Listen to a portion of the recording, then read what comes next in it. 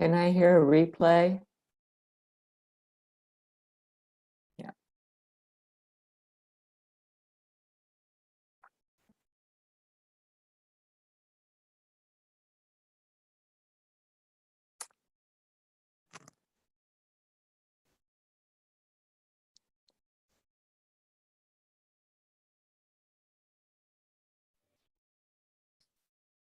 Good morning, Chris.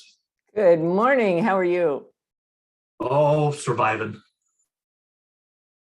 Let's see. I better actually look who I'm admitting before I admit them, right? Let's see here. I can't stay long today, but I thought I'd check in. No problem. That's why I don't require registrations. Come and go as you need to. Hi, Rob. Good morning. Marv's here. Hi, Jill. Morning. Gotta change my name here. Let's There we see. go. Rename me.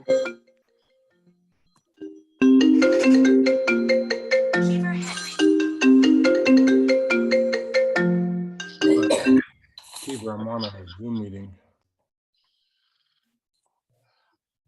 Marv's phone rang and I'm looking around for mine. I think I have to get a different ringtone. I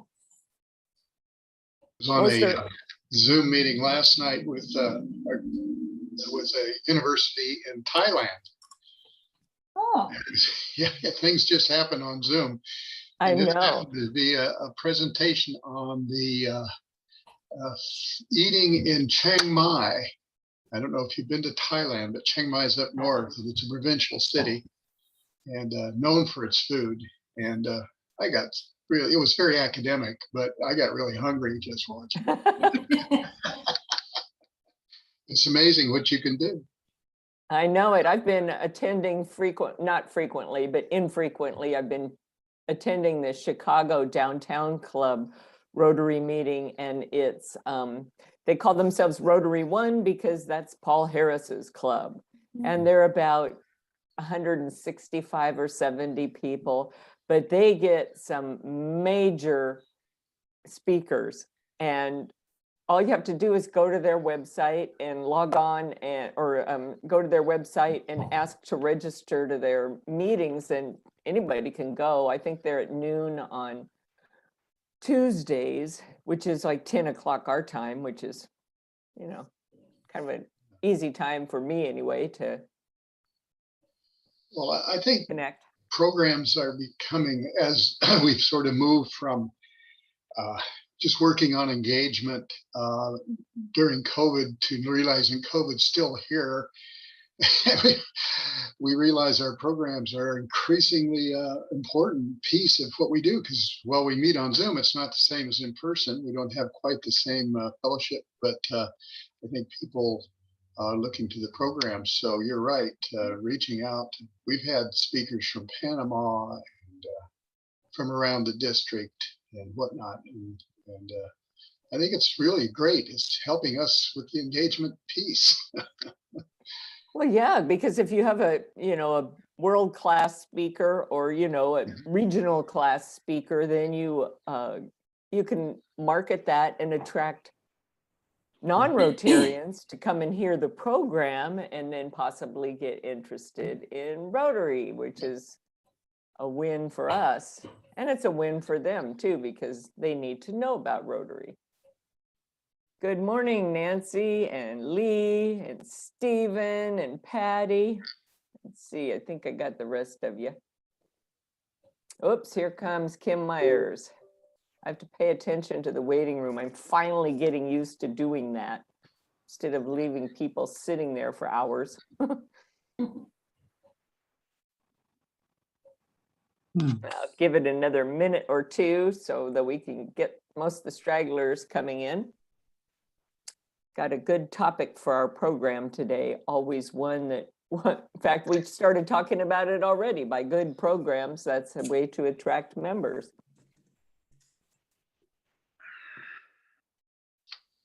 But I'll let Morning, you. Lee Ackroth. You can talk, Everybody? Lee. Good morning. There he is. Lee is going to be presenting our program next month. Is that cool or what? Well, Wow. that's cool. What a setup that Christine just put out there. Thanks for doing that, Christine. It's marketing, you know. I've got to tantalize everybody for what's coming up. Here comes Jerry Kasanovic, so everybody sit up straight and behave. And Thomas Tinsley.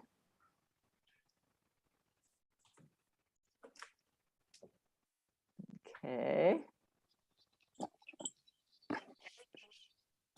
You guys can talk. Just don't talk about me while I'm busy here. Lee, what's about that dark overcast background you've got behind you there? Isn't that just miserable being above the rainbow? Yeah. You know, in the month of July, I think it was July, I climbed Mary's Peak 30 times and I took Wow. a picture every time I went up, right? And this is just one of them. It was such a nice day. Oh, You had a lot of nice days in July. They probably Yeah. looked a lot similar in each picture. Is there a purpose to going up Mary's Peak every day for 30 days? Is this a penance or what? You Oh, know, there's another picture. I will tell you, Rob, sometimes it seems that way. What I've learned is at least once a year, I do something really stupid just to check my physical fitness. And this year, that was it. Yeah. Well, I don't think that's stupid. I think it's a good way to check it, and it's a beautiful view once you get up there. Yeah. Hi, Thomas, and hi, Jerry. Good morning. Nice to see both of you here. Let's see, it's 3 minutes after. I'm going to go ahead and get this party started. So I don't know if you noticed that we have a facilitator today, but we don't have a program. We don't have an outside expert coming and telling us everything we need to know about attracting members. Because I think the brain trust is in this room, or on this screen, I guess I should say, since it's a Zoom meeting. So what we're going to do is we're going to divide our day, our hour, into 3 parts, and we're going to do one-on-ones or 3-on-1s to talk about, first, old ideas for attracting members that maybe have gotten out of favor, but we could maybe bring them back. Or something that we're doing that's been an old idea that's really working well. So those are the kinds of things I want you to share and bring back to the larger group. The second session is going to be new techniques that are working well in your club, or new techniques that you've heard of that are working well in other clubs. And then the third one is harebrained schemes. Actually, that's what I thought of calling it, but I thought maybe I should call it out of the box ideas that are something that you thought of somewhere along the line, or you heard about somewhere along the line, but it's just too far out there. Maybe there's a way we could twist it, mix it with one of our old ideas, mix it with one of our new ideas, and come up with something that would attract members. One thing I expect to hear about today is programs. In the pre-forum discussion, we had some conversation about the programs that we get. And while we're still stuck with various variants of the COVID virus, we might as well take advantage of the opportunity to bring programs in from wherever. But that might be something that you can use as your launching pad to talk about. So I'm going to break us into, let's see, how do I do this? Breakout rooms. And I'm going to create 1, 2, 3, let's see, we got 13 of us. So I'm going to create 4 of them. And I'd like everybody to get a chance to chat, okay? So if you're the kind of person like me that tends to do all the talking, ask somebody else to join in. Make sure that everybody is getting an equal opportunity. And if you're one of those people that don't jump in, be willing to, you know, stretch yourself and put yourself out there. Let's talk about some ideas that will help our individual clubs and all of the clubs in the district, or those of you that are there, for attracting new members. I'll give you a 1 minute, almost done. I'll probably call this 10 minutes or so. We're going to be talking about old ideas that are worth keeping or bringing back for attracting new members. Any questions in the meantime? You guys can wing it. I know you can. Here we go. Open all rooms.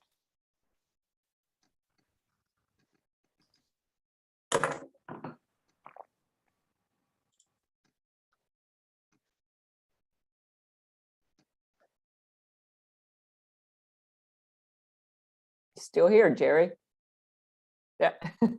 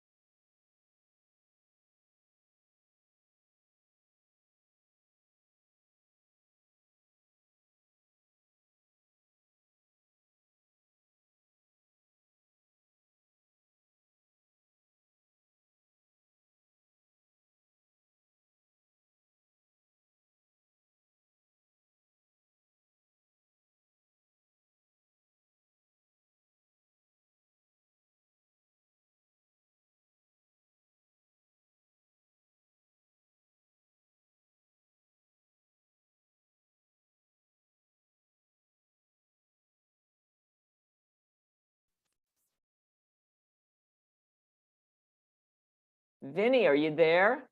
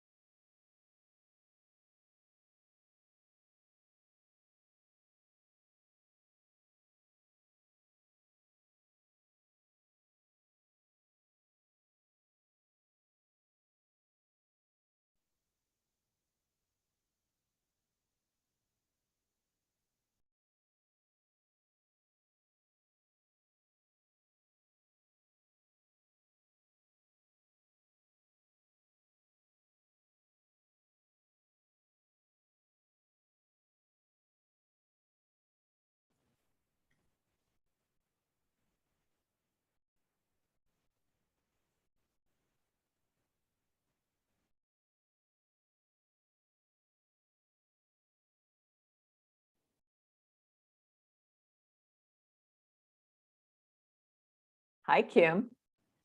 Hi, are we the only ones, Christine? No, everybody's in breakout rooms and I'm going to end all the breakout rooms. So you will Oh. see people come and join you. And you don't have to worry about you're the only one here with Okay, me. I was going, well, this is not a very good membership meeting.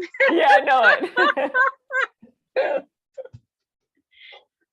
Yeah, they've got 44 seconds before they have to be back. So Oh, now okay. what? Did you speak first or just put them into breakout rooms first? No, we are doing, you guys are the speakers this time. So this Oh, first okay. breakout session was we're talking about attracting members, okay?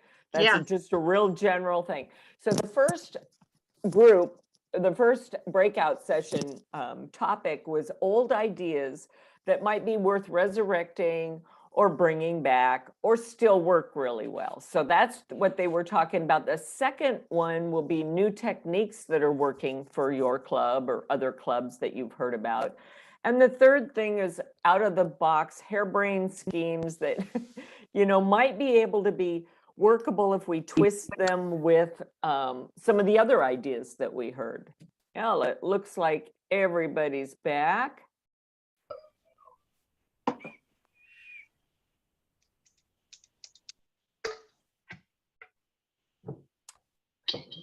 Is everybody back? Who's not back? Say something. Okay, well, forget it then. All right, from breakout room number 4, they were small but illustrious. Marv or Joe, who will give us some insights for what you guys talked about? Marv, I loved your idea. Why don't you go ahead and kick it off? Marv's always got good ideas. We don't have any recruitment night. It's with the people that we want to attract, which are typically the younger people, younger being 30-ish. They don't like to be told anything for the most part. They want to have it to be their idea.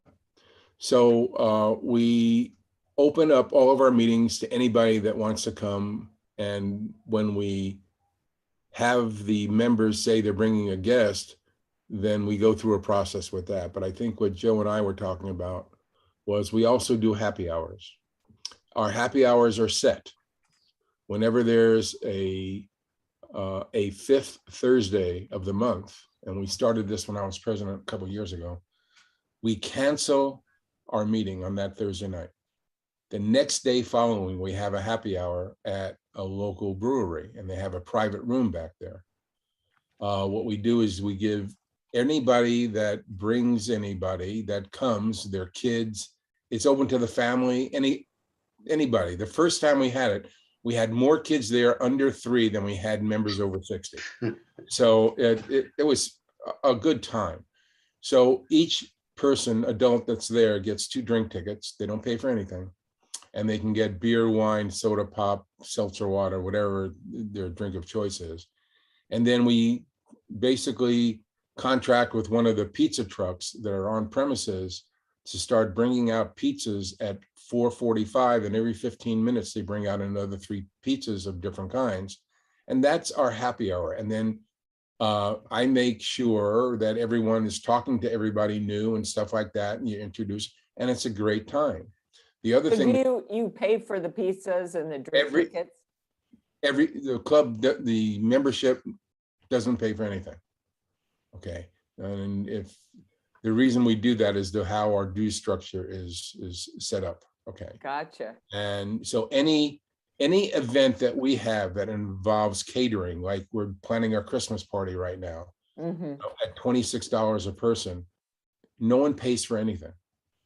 And our dues are the lowest of most of the clubs in our district.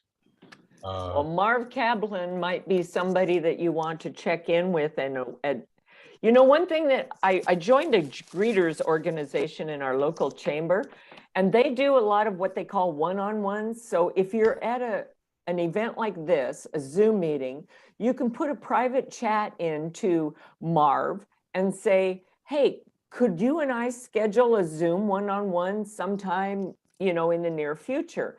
And schedule that where you drill down into these things with these connections. Part of why we're here is to make connections around the district. It's hard to solve every problem, answer every question in a 1 hour Zoom meeting when I have to move it on and let everybody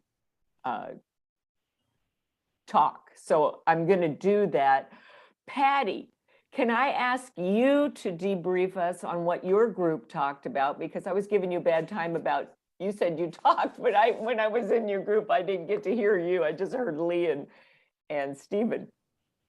So we talked about just some of the old ideas are, you know, bringing guests to meetings, but you have to have exciting meetings. And a lot of us don't feel like we've had a lot of exciting meetings because they're by Zoom, and to social events, and inviting people to help with service projects is an old standby, because then hopefully if they become interested, they know they're engaged in that service project and they'll be an active member. We did talk a little bit about whether or not clubs do some kind of a welcome package, handout. It's kind of old school for those of us probably over 50, got stuff like that, but still, how do you, if you don't have like paper to explain everything, then how are you getting that out to the younger folks that really don't want paper, but they do want to be able to refer back to it? So that means your web presence. And the younger people aren't using Facebook, they're using Instagram. Mm-hmm. And I don't know how many of us are big Instagram users, but the young people are. So yeah, that's our some of what club we started discussed. Instagram and we got about 3 posts. Not good. Let's see. Well, thank you. There's some good things coming about. How about Lee? No, I already called on you. Jill, Nancy, and Thomas were in a room. Thomas, would you mind debriefing us? You're kind of a new kid on the Rotary block, and so he said, "Well, what do I? You know, I don't really know because I haven't been here. But what did you guys talk about?"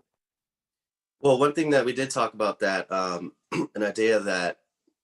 an idea from the past that really didn't work too well was seeking membership from, you know, the upper what was the word? The upper echelon, and, you know, like business owners and type. You know, that hasn't really worked too well, at least for R3 clubs in the past. I did like what the first gentleman said, how they opened up their club to everyone. And, you know, that's a great idea because obviously, you know, if you're opening up to your club to everybody, you have more opportunity to gain new membership. So that's something that we talked about that didn't really work too well. You know, we have a spring satellite club within Southtown, and they open all their meetings to anyone that wants to come to them. And they've doubled their size during COVID. It's like they didn't pitch them, they just invited them to the meetings, and they're in a retirement community, so they have sort of an encapsulated group right there.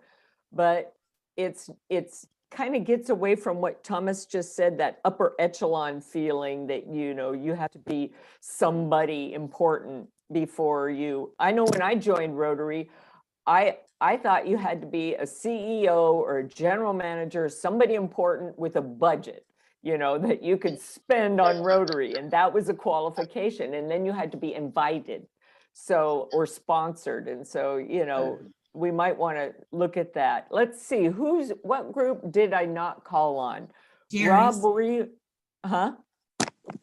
Jerry and Rob, yeah. And mine. Okay, let's see, Jerry, let's ask Rob to summarize. Yeah, I like some of the ideas already expressed. We're getting into the new ideas already. I can't write fast enough because it's carrying me forward.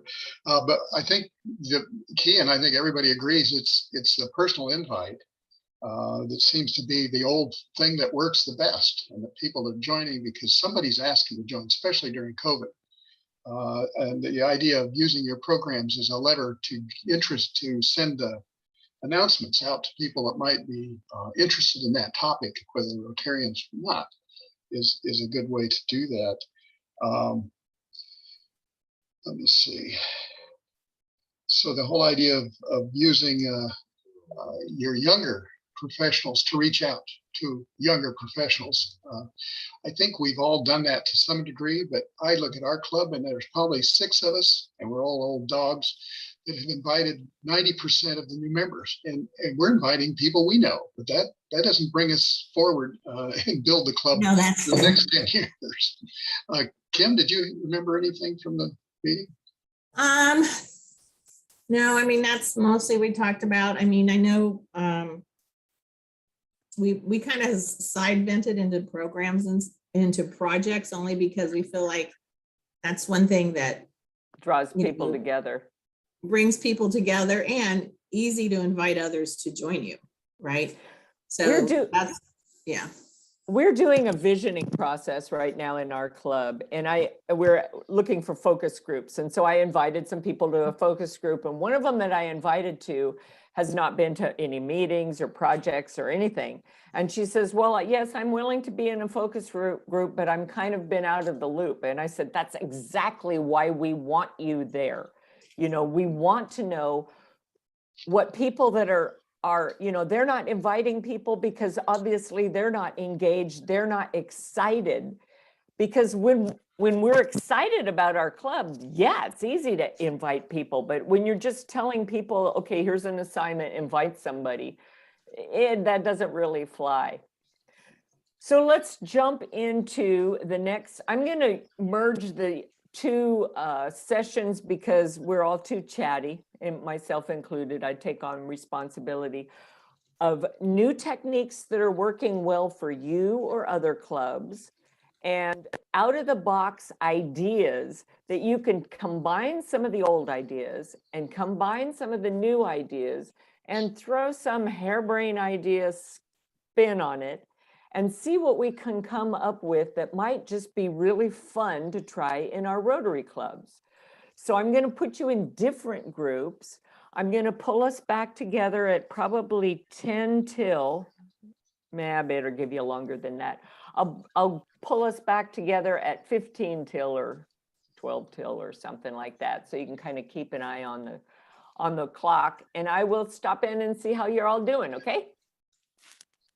Open all rooms.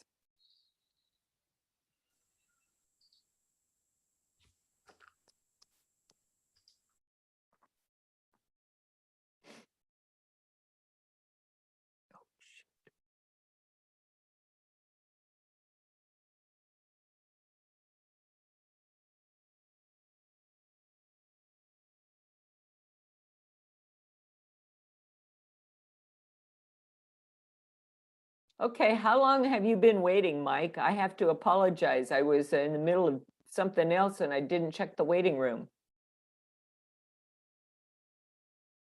And Harry, same to you. How long have you been waiting?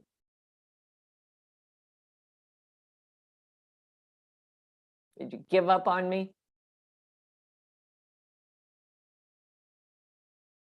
Well, I'm going to put you in breakout rooms.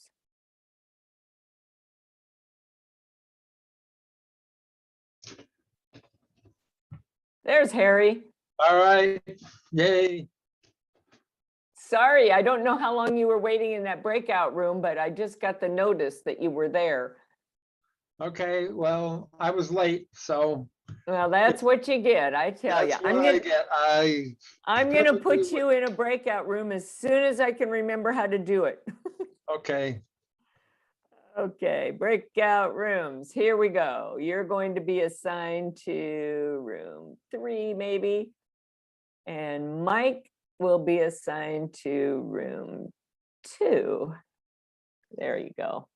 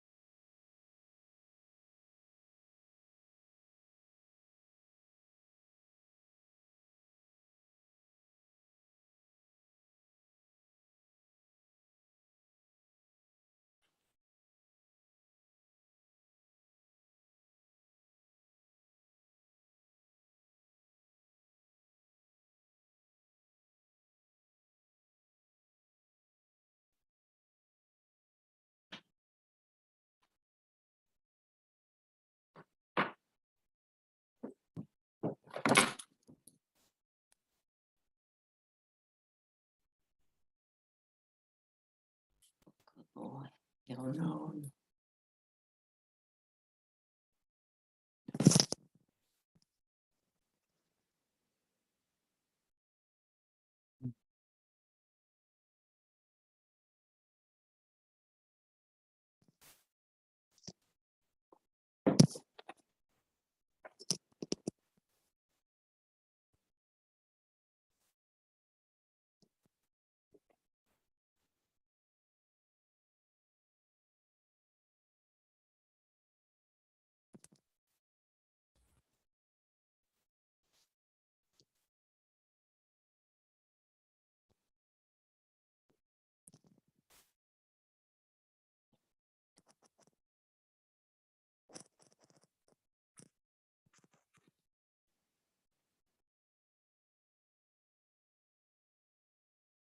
That's not.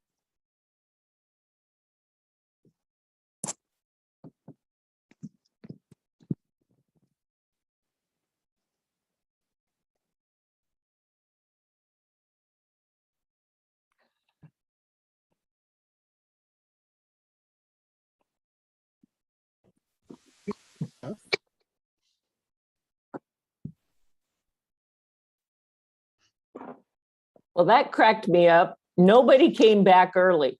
Sometimes when you close up a breakout room, you know, people start going, okay, I've heard enough of this crap. So like, it's like nobody wanted to stop talking, which is a good thing. Although to wrap up by, and using your time wisely, we've only got an hour together. I hope you're making some connections that you can follow up with individually. And feel free to use that chat room to make those connections and then follow up later, trade email addresses or what have you. Or you can always get them on DACDB. Okay, let's see. Who was in, Nancy, who was in your room and what did you guys talk about? Well, let's see. What's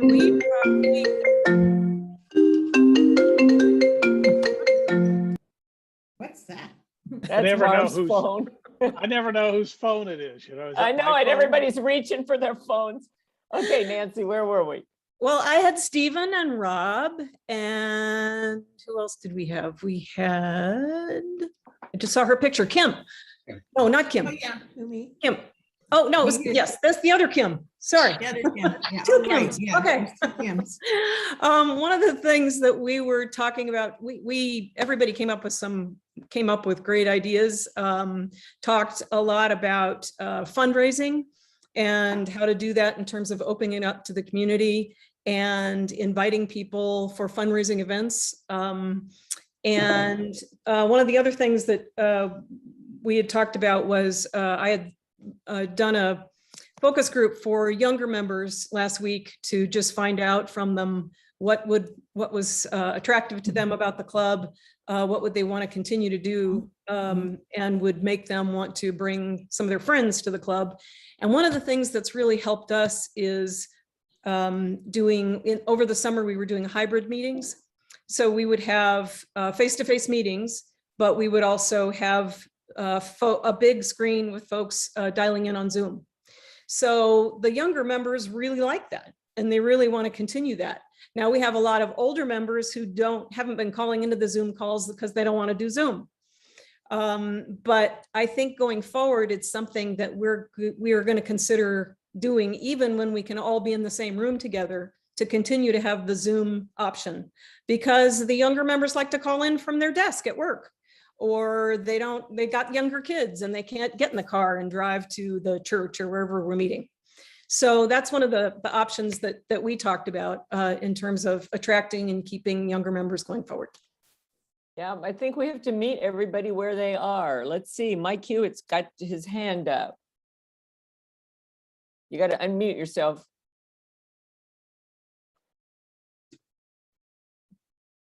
Mike, unmute yourself, or else we're not going to listen. He's trying, I think. Yeah. I was There you trying, are. it wasn't doing it. No, I must have made a mistake to give my hand up because I was just. Oh, okay. Okay, All so I right. don't have anything at this time. Well, there was let's see, Jerry, what did you guys talk about in your room? You had Marv, Jerry, and Lee, I think, right? Yeah. Well, yeah, Marv, Redmond Club is clicking on all cylinders. They do a great job. Communication is at a high level. They do a meet and greet. I don't know if it's a bar or a pizza parlor or something like that. They invite people in and family too. I mean, whenever you can engage family members, bring in your spouse, bring in your significant others, bring in the kids. So you got soda pop and pizza. So you've got a reason to come to this thing. It's not just to sit around and talk. Now, the pandemic has kind of thrown a wrench in all this stuff, and we can appreciate that. But I thought that was a good idea. Yeah, we talked about not only bringing in new members, but also retention too. One of the keys to retention is also, inviting new members, is participant engagement. So if you bring in a new member, or your old members, or your more established members, everybody has something to do. Everybody is stepping up to the plate to serve the club. And I had mentioned that these action awards, these $500 action awards that are going out at the club, most of the people, I'd say the majority of them right now, are buying technology equipment to do these hybrid meetings because they see this as of value. Even if we move out of the pandemic by the end of the year and early in January, hybrid meetings might still exist exactly as mentioned. They attract some people younger and older that, and because time is one of those factors that a lot of people look at, you know, the time to go to a meeting and come back from a meeting and do a lunch. And if you can do that from your desktop and eat your sandwich in your professional atmosphere, you save some time. So time and family are two of the things that we had talked about. Thank you. That's so true that, you know, we've got to re-engage constantly our older and longer term members. You know, they always have this old, I'm sorry, I'm having puppy problems here.